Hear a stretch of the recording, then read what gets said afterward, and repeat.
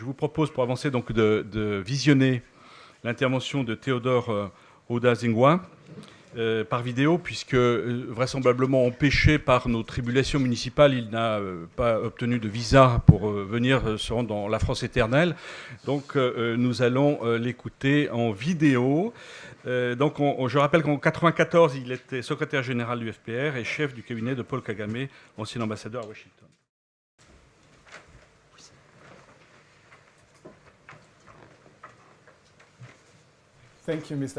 Merci, Monsieur le Président, de m'avoir invité à prendre la parole lors de cet événement. Je remercie les organisateurs pour leur générosité et leur hospitalité. Permettez-moi également de saisir cette occasion pour remercier les conférenciers et les participants distingués qui se sont réunis aujourd'hui pour discuter d'un sujet d'actualité, un sujet très difficile, le drame rwandais et la vérité telle qu'elle est racontée par les acteurs de ce drame. Alors que nous entamons les délibérations, nous sommes à un moment douloureux qui nous rappelle cet événement, car pour tous les Rwandais, avril est un mois très difficile. Nous voulons à la fois nous souvenir et oublier ces événements.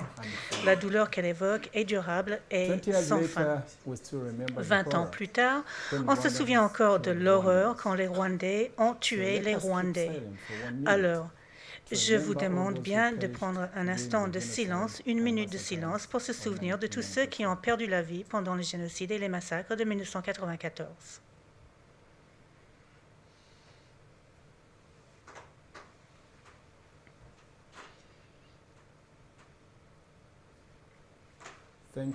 Je vous remercie. Comme vous le savez tous, le Rwanda est une nation ancienne de plusieurs siècles, célèbre ou connue de toute façon pour les deux groupes ethniques, les Hutus et les Tutsis. Il existe un troisième groupe, les Trois, toujours ignoré par les Rwandais et les non-Rwandais parce qu'il n'a pas été il n'a pas fait activement partie de ce drame rwandais. Pour comprendre comment le président Kagame et le parti au pouvoir, le Front patriotique rwandais, exercent un pouvoir absolu, je voudrais mentionner brièvement 3 moments clés de l'histoire de Rwanda dans les 100 dernières années, dont chacun portait les graines qui ont produit les événements qui nous concernent. Tout d'abord, la monarchie qui arrive sous la colonisation allemande à la fin du 19e siècle, suivie par la colonisation belge jusqu'en 1962. Le Rwanda devient une république après 1959 et la révolution Hutu. Ensuite, le Front patriotique rwandais, Tutsi, et l'invasion de 1990 et la prise au pouvoir d'État en 1994.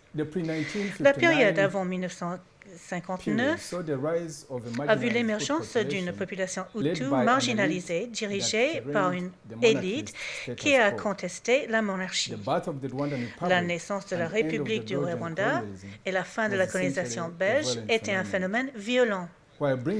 Tout en apportant des avantages sociaux, économiques et politiques de la communauté Hutu auparavant marginalisée, la révolution de 1959 a fini par marginaliser la communauté Tutsi. De nombreux Tutsis ont été massacrés et des centaines de milliers ont fui en exil. La révolution produit des réfugiés Tutsis suivis par des vagues d'insurrections connues sous le nom de Inyenzi qui a pris fin dans les années 1960. Au Rwanda, le multipartisme de courte durée a brusquement pris fin quand l'espace politique a été fermé et le pays est devenu un État à parti unique, le MDR. La puissance est également devenue excessivement centralisée dans les mains du président Grégoire Kayibanda qui, avec le temps, s'est appuyé de plus en plus sur les Hutus de sa communauté à Gitarama, dans le sud du Rwanda. En 1973, il y avait eu une révolution de palais, une révolution dans la révolution, et le général Habyarimana, un Hutu du Nord, est arrivé au pouvoir, formant à la suite son propre parti, la MRND. Le régime est resté Hutu et de plus en plus biaisé en faveur du Nord. Rwanda était encore un État à parti unique. Comme la monarchie précédente 1959 et le régime Kayibanda jusqu'en 1973, le pouvoir est devenu plus centralisé dans les mains du président Habyarimana.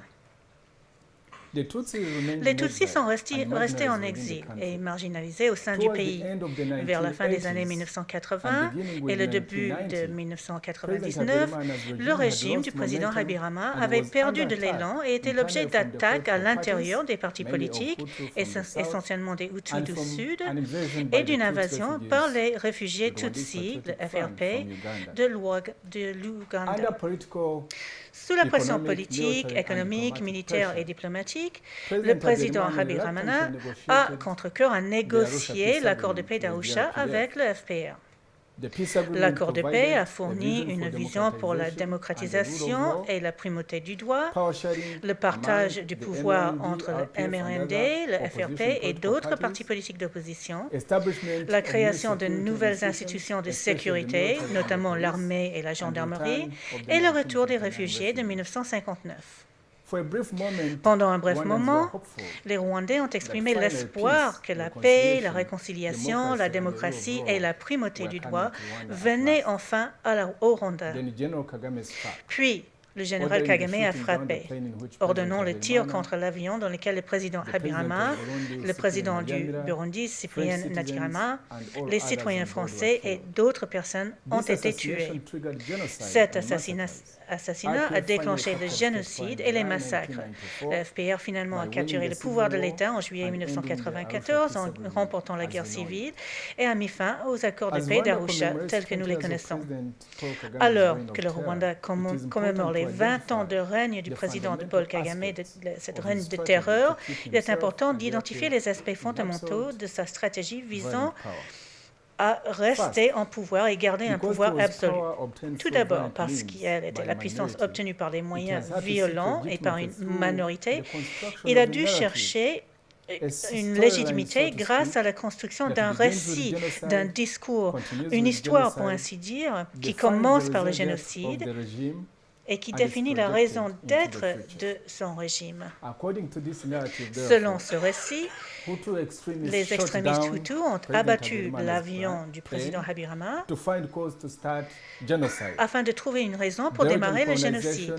La colonisation belge est le parent idéologique des divisions ethniques et l'idéologie génocidaire. Les Français ont aidé les Hutus à commettre ce génocide et la communauté internationale a abandonné le Rwanda. La reprise du Rwanda est phénoménale et les Rwandais doivent au FPR et à son héros, le président Paul Kagame, tout le bien qui leur arrive maintenant. Le régime du FPR a même interdit le français comme langue d'enseignement au Rwanda. Tout changement du régime a besoin de récits et des cibles. Selon le récit de Kagame, la France et les Hutus ont été d'abord les seuls ennemis. Les États-Unis et le Royaume-Uni sont apparus comme les nouveaux amis, tandis que Tony Blair et le président Clinton sont devenus les champions passionnés de la nouvelle évangile. Toute personne qui n'est pas d'accord avec ce récit est considérée comme un révisionniste et un génocidaire. Deuxièmement, depuis son arrivée au pouvoir en 1994, le régime FPR de Kagame a utilisé la violence organisée et la guerre comme instrument de politique intérieure et étrangère.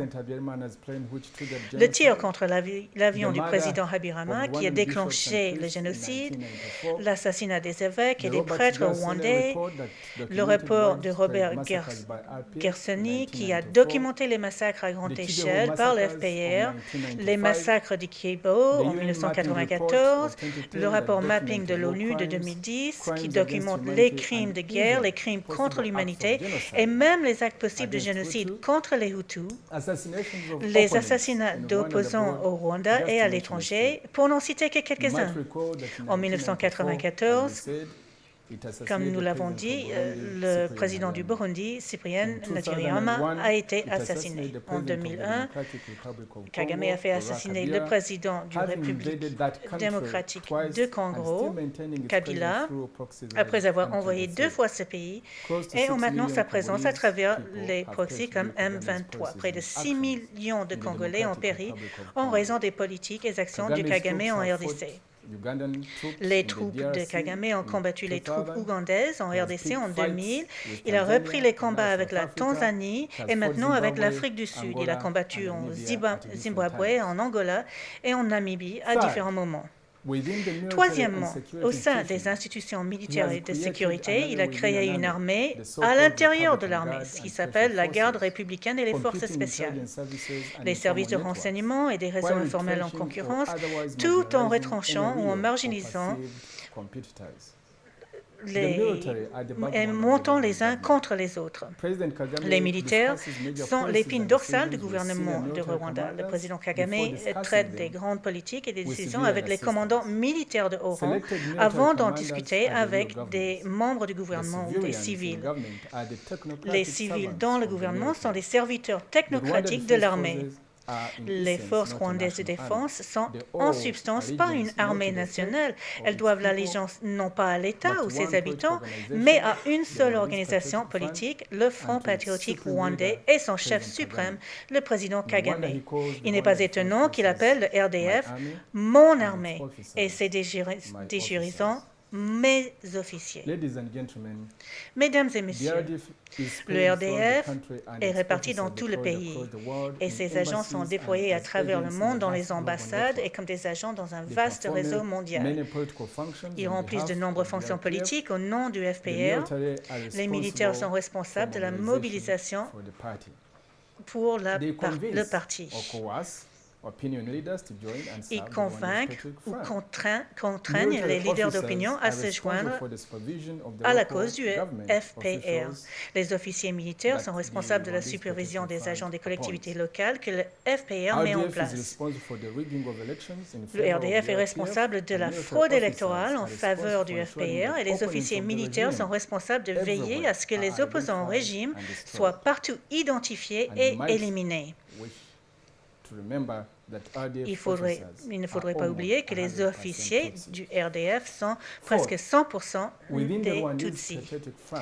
Quatrième, au sein du Front patriotique rwandais, sa stratégie consiste à marginaliser ou éliminer les ennemis réels ou perçus et de transformer le parti en un timbre en caoutchouc, pour ainsi dire, enfin quelque chose de factice pour faire respecter la volonté du président.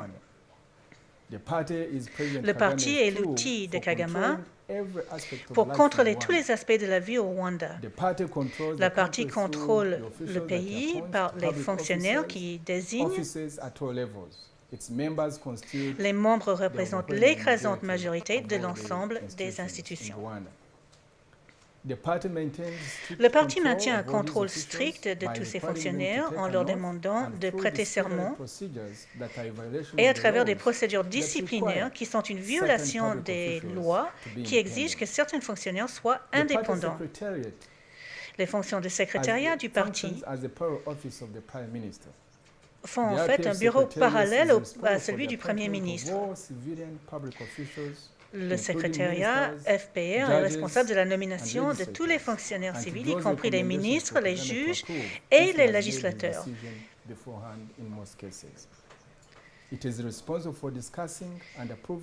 Il est chargé d'examiner et d'approuver tout développement politique, y compris toutes les propositions politiques et les décisions importantes qui seront examinées par le Parlement. Il discipline tous les fonctionnaires civils qui sont membres du parti, y compris des ministres, des juges, qui, par nature, devraient être indépendants. Le parti est un vaste réseau de mécanismes gouvernementaux informels qui opèrent à tous les niveaux de l'organisation de l'administration publique.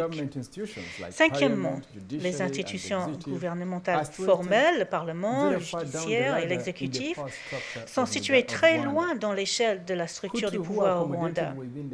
Les Hutus, qui se trouvent à l'intérieur du système,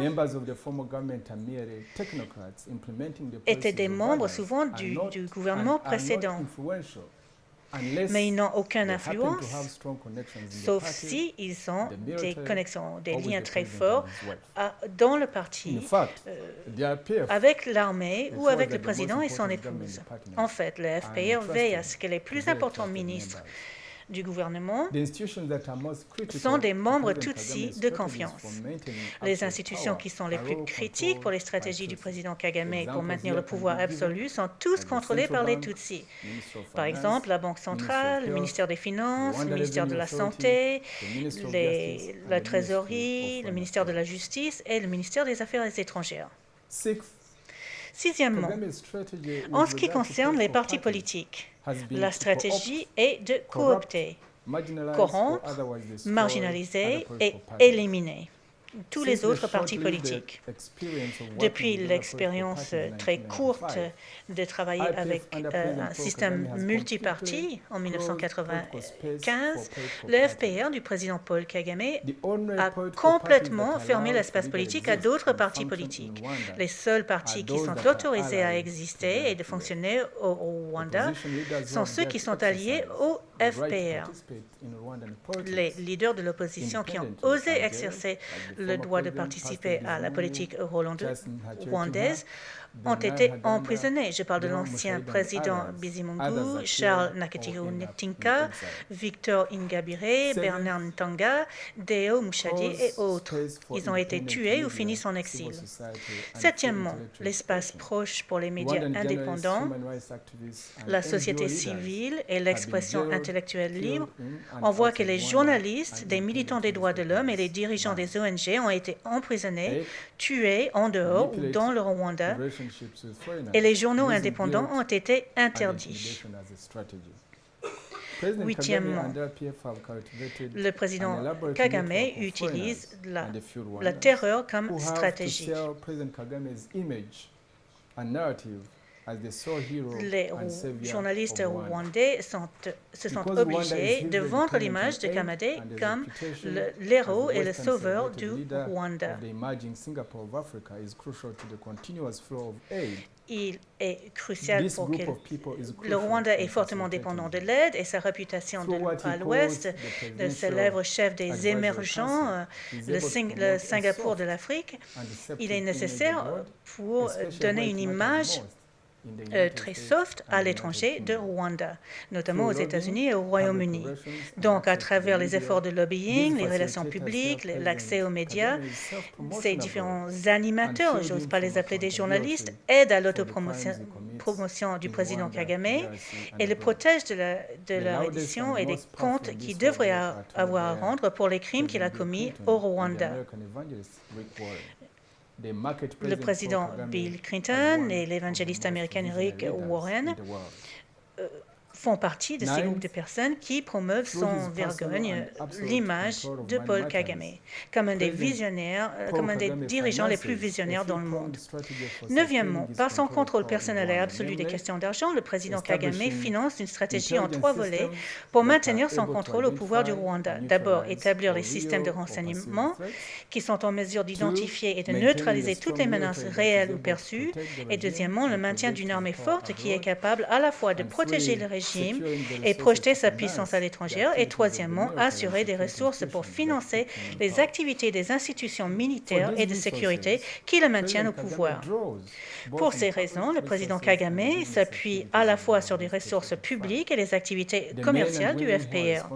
Les hommes et les femmes qui sont responsables de la production, de la gestion et la prestation de ces ressources sont très influents. Crystal Ventures, anciennement Tristar Investment, et le groupe Horizon, les entreprises commerciales que le président Kagame possède, appartiennent manifestement au FPR et le département de la Défense, mais sont pratiquement des affaires personnelles.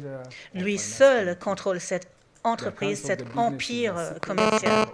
Les comptes des entreprises sont secrets et jamais vérifiés de façon indépendante. Les dirigeants des entreprises sont responsables, ont des comptes à rendre à Kagame seul. Kagame ne tient pas compte d'un organe du FPR sur cette question des affaires et de la finance. Mesdames et messieurs, un 10e point. La pièce centrale et décisive dans le drame rwandais contemporain est président Kagame lui-même.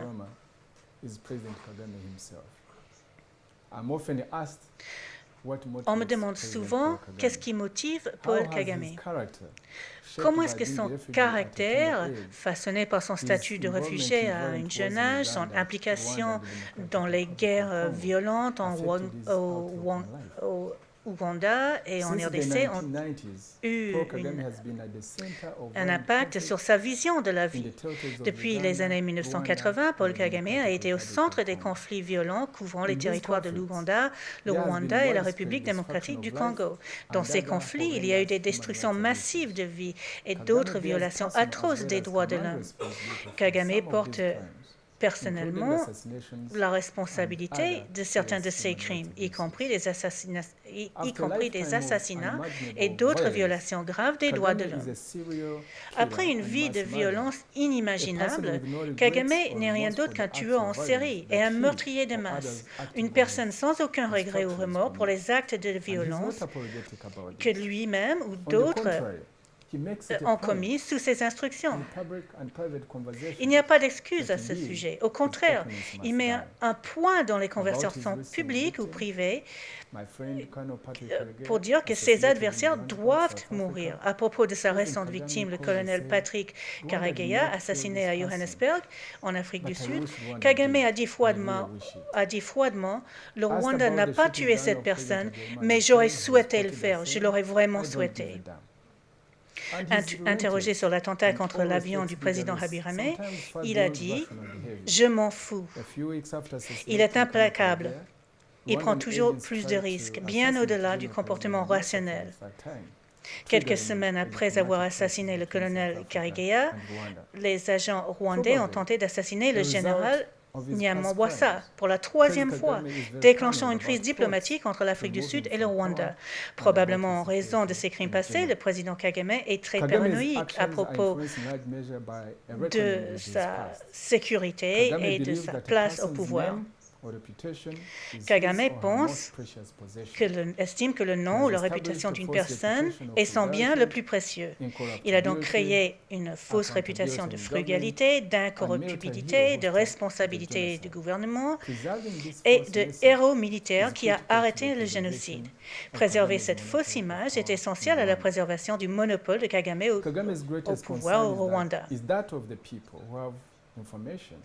La plus grande préoccupation de Kagame est celle des gens qui ont des informations, y compris des informations sur la corruption et les crimes de guerre commis en Ouganda, au Rwanda et en RDC. Les antécédents criminels de Kagame et la nécessité d'éviter d'être tenu responsable expliquent pourquoi ils se sont obligés de rester au pouvoir à tout prix. Mesdames et messieurs, permettez-moi de résumer les principales caractéristiques du président Paul Kagame et ses 20 années de règne de terreur. C'est un récit malhonnête et trompeur qui criminalise les Hutus, une tutsification de la direction de l'armée en éliminant des concurrents réels et potentiels, la transformation du FPR dans une sorte de gouvernement factice, non démocratique, pour faire respecter sa volonté tout en éliminant les prétendants réels ou perçus au pouvoir. Les opposants sont éliminés. L'usurpation et la centralisation excessive du pouvoir législatif, exécutif et judiciaire. Fermeture de l'espace politique pour tous les partis politiques, la société civile, des médias indépendants et l'activité intellectuelle. Le contrôle personnel d'un empire financier qui est réparti sur le secteur public et privé et un état d'esprit d'un tueur en série et un meurtrier. C'est cette situation qui a conduit certains d'entre nous, anciens membres du FPR et les partenaires du président Paul Kagame, à rompre les rangs et avec les autres Rwandais à travers la fracture éthique, établir le Congrès national Rwanda, RNC, avec les objectifs suivants. Arrêter et prévenir les conflits violents, y compris les génocides et violations graves des droits de l'homme que le peuple rwandais a régulièrement souffert et qui ont toujours impacté les citoyens des États voisins. Éliminer une culture de l'impunité et des violations des droits de l'homme, créer un environnement propice et progressif pour le développement économique et social pour tout le peuple du Rwanda, établir, entretenir et institutionnaliser la gouvernance démocratique, notamment la primauté du droit dans tous ses aspects, mettre en place un fonction public professionnel indépendant et non partisan dans les institutions de sécurité, construire une société stable qui favorise et protège l'égalité, qui inclut la diversité et favorise l'intégration dans tous les aspects de la vie nationale, promouvoir la réconciliation individuelle et communautaire au niveau national et régional, promouvoir les relations harmonieuses, la réconciliation et la collaboration mutuellement bénéfiques avec les peuples et les gouvernements des pays voisins, résoudre le problème chronique des réfugiés rwandais et enfin de favoriser une culture de tolérance et diversité, la liberté de discussion et de débat sur des questions essentielles. Au cœur de notre programme, largement partagé par la majorité des Rwandais et la plateforme politique de notre organisation appartenant avec la FDU, Inkingi et Amahoro, Parti populaire, ce triple défi, construire des institutions de l'armée et de la sécurité qui sont vraiment nationaux et pas otages à des cliques à base ethnique. Et deuxièmement, garantir les libertés fondamentales et la démocratie avec des garanties pour les minorités. Et troisièmement, la poursuite de la vérité, la réconciliation et la justice sont toutes les conditions indispensables pour une paix durable au Rwanda et la région des Grands Lacs. Nous avons annoncé ce dialogue et que la voie à un changement pacifique s'ouvre, mais le président Paul Kagame a répondu systématiquement par la violence, déclarant qu'il est contre toute possibilité de réforme pacifique au Rwanda. Maintenant, Rwanda, comme en 1959 et 1994, se trouve à un carrefour. Est-ce qu'il s'agirait d'une nouvelle guerre civile, d'un nouveau bain de sang? Le président Paul Kagame et son FPR sont armés et dangereux. Ils ont pris 11 millions de Rwandais en otage et menacent une fois de plus de mettre l'ensemble de la région à feu et à sang. Une autre guerre civile et le génocide ne sont pas inévitables. 20 ans d'apaisement n'ont fait que rendre Kagame encore plus intransigeant. La première chose à faire serait de corriger ce récit historique. Cette conférence s'adresse justement à ce problème. Deuxièmement, il faut surmonter la peur et la culpabilité et parler. L'histoire montre que la peur et le silence sont des armes très puissantes dans les mains des régimes dictatoriaux. La troisième étape est de ne faire aucun mal. Si vous ne pouvez pas aider les peuples rwandais, au moins ne pas aider ceux qui les tuent. Pour ceux en alliance avec lui à Londres et à Washington, nous vous disons, ça suffit, arrêtez l'aide et le comportement criminel du président Kagame. Enfin, formons donc un réseau. Les régimes dictatoriaux aiment affronter les opprimés dans l'isolement et de les vaincre un par un. Si nous pouvons mettre en commun nos esprits et nos actions, nous ferons la devise de la France, liberté, égalité, fraternité, elle-même une aspiration humaine universelle, quelque chose de pertinent et possible pour l'avenir du Rwanda, comme cette devise a été pour les Français depuis des siècles. Je vous remercie. Voilà, merci pour votre attention. Merci à la traductrice qui a travaillé dans des conditions un peu périlleuses. Merci, madame.